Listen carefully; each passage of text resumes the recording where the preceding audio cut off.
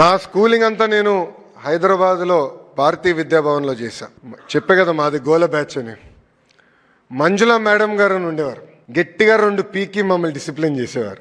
దాని తర్వాత మా ప్రిన్సిపల్ రమాదేవి మేడం గారు ఉన్నారు. మేడం గారు ఆధ్వర్యంలో నేను వైస్ ప్రిఫెక్ట్ అయ్యి ఒక డిసిప్లిన్, పట్టుదల, మొత్తం ఒక స్కూల్ని ఎట్లా నడిపించాలనేది మేడం గారు నేర్చుకున్నా. మనందరం స్కూల్స్లో ఈ మధ్యన బ్రిడ్జ్ కోర్సెస్ గురించి మాట్లాడుతున్నాం. అంటే ఏజ్ అప్రాప్రియేట్ లెర్నింగ్ అవ్వట్లేదు, పిల్లలకి బ్రిడ్జ్ కోర్సెస్ కావాలని.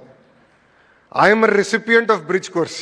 నేను ఇంటర్కి వచ్చినప్పుడు కొన్ని ఫండమెంటల్స్లో నేను వీక్గా ఉన్నానని గౌరవ ముఖ్యమంత్రి గారు నారాయణ్ సార్ని పిలిచి, మా ఆవిడ ఇంకొన్ని ఫండమెంటల్స్లో వీక్గా ఉన్నాడు, నేర్చుకోవాల్సిన అవసరం ఉందంటే నారాయణ్ సార్ నాకు ఆ బ్రిడ్జ్ కోర్స్ నేర్పించిన వ్యక్తి. వాస్తవంగా ఆ 2 సంవత్సరాలు నా జీవితాన్ని మార్చేసింది. దాని తర్వాత నేను SAT రాశాను, కార్నిగీ మెలన్ యూనివర్సిటీకి వెళ్ళా. అక్కడ రాజిరెడ్డి గారు ఆధ్వర్యంలో నేను చదువుకున్న వ్యక్తి. రాజిరెడ్డి గారు నాకు అయితే ఫస్ట్ సెమిస్టర్ బాగా గుర్తు, ఎందుకంటే మొదటిసారి ఇంటి నుంచి దూరంగా ఉన్నా. కనీసం టైంకి హెయిర్ కట్ కూడా చేయాలని నాకు తెలియలే, ఎందుకంటే ఇంట్లో ఉంటే అమ్మ చేయించేవారు అన్నీ. అలాంటిది రాజిరెడ్డి గారు క్రెడిట్ సిస్టమ్ అంటే ఏంటి, సెల్ఫ్ డిఫైన్డ్ మేజర్ అంటే ఏంటి మొత్తం నేర్పించి ఈరోజు నేను మీ ముందల ఒక విద్యాశాఖ మంత్రిగా నిలబడుతున్నానంటే దానికి కారణం ఈ నలుగురు అని ఈ సభాముఖంగా తెలియజేస్తున్నాను.